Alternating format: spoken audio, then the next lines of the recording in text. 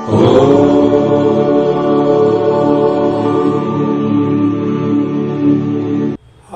ओम गजाननं भूतगणाधिसेवितं कपित्थजम्बूफलचारुभक्षणम् उमासुतं शोकविनाशकारकं नमामि विघ्नेश्वरपादपङ्कजम्। बोलो श्री गणपति भगवान की जय। प्रिय सज्जनों, मैं पंडित राम शिवलोचन पांडे आज अपने इस हिंदू ज्ञान दर्शन चैनल में आपका बहुत बहुत स्वागत करता हूं।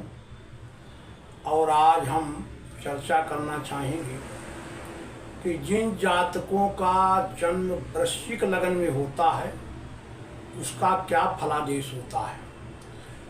तो सज्जनों, वृश्चिक लगन 12 लगनों की 8वीं लगन है और इस लग्न का स्वामी ग्रह जो है वो मंगल होता है। मेष पहली और 8वीं वृश्चिक, इन दोनों लग्न राशियों का स्वामी मंगल होता है। मंगल के देवता हनुमान जी होते हैं और वृश्चिक लगन का वर्ण जो है वो विप्र होता है। इसलिए वृश्चिक लग्न में जन्म लेने वाला जो जातक है वो सुंदर मुखाकृति का होता है, रक्तिम गौर वर्ण और सुंदर स्वरूप होता है उसका, बड़ा परिश्रमी होता है और विप्र वर्ण होने के कारण वृश्चिक लग्न का व्यक्ति धार्मिक भी होता है। और स्वामी मंगल है तो मंगल राजकुमार है, तो मंगल के प्रभाव से व्यक्ति साहसी भी होता है, ईमानदार भी होता है, स्पष्टवादी और परोपकारी भी होता है, अपने कर्तव्य में कर्तव्यनिष्ठ होता है, अपने कर्तव्य का पालन करने वाले होते हैं। और वृश्चिक लग्न के जातकों को कई बार भाई बहनों बंधुओं मित्रों से दूसरे का सहयोग कम मिलता है, इनसे सहयोग कम मिलता है। वृश्चिक लग्न के लोग जो है प्रायः अपने ही बलबूते पर थोड़ा सा आगे बढ़ते हैं, अपने ही बलबूते पर प्रयास करके अपने कर्तव्य निष्ठता से और अपने पुरुषार्थ से इनको सफलता मिलती है और जीवन में कर्मठता के साथ आगे बढ़ते हैं और अपने निर्वाह के योग धन संपत्ति मकान वाहन सुख सुविधाएं व्यवस्थित भी कर लेती हैं। और प्रायः वृश्चिक लग्न के लोगों का जीवन मध्यम ही होता है।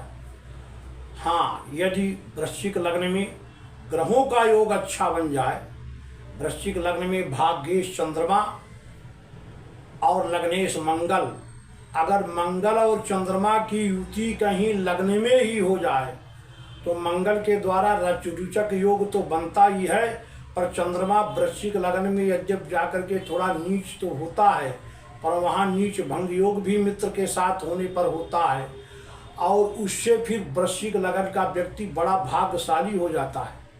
हमारे माननीय प्रधानमंत्री श्रीमान नरेंद्र मोदी जी का जन्म भी जो है वो वृश्चिक लग्न में ही हुआ है। तो वृश्चिक लग्न के लोगों का राजयोग भी बनता है।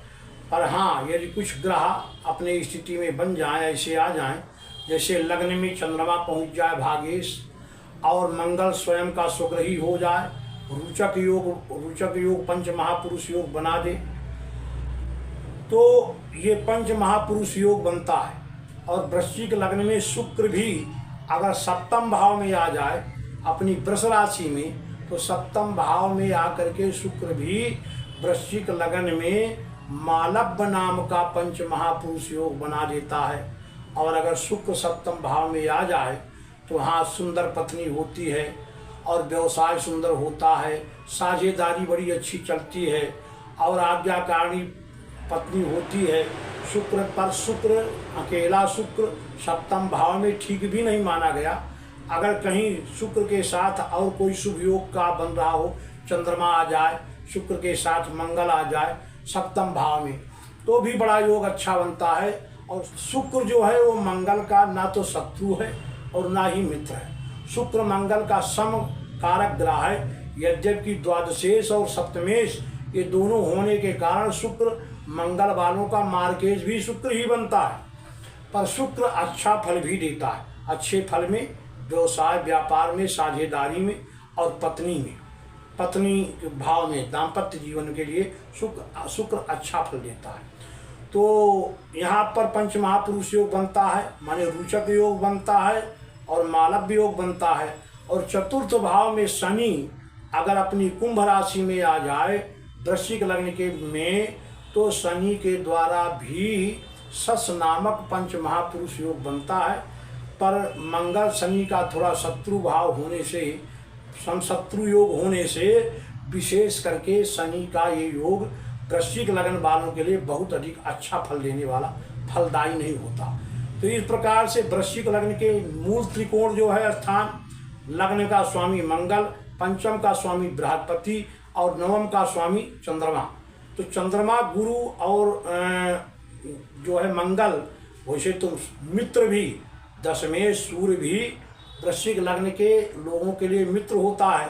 और अगर सूर्य की स्थिति अच्छी हो, सूर्य अच्छी स्थिति पर हो, तो वृश्चिक लग्न वालों का राजयोग सूर्य के द्वारा भी बनता है। दशम भाव का कारक है, कर्म कारक है, कर्म का कारक है।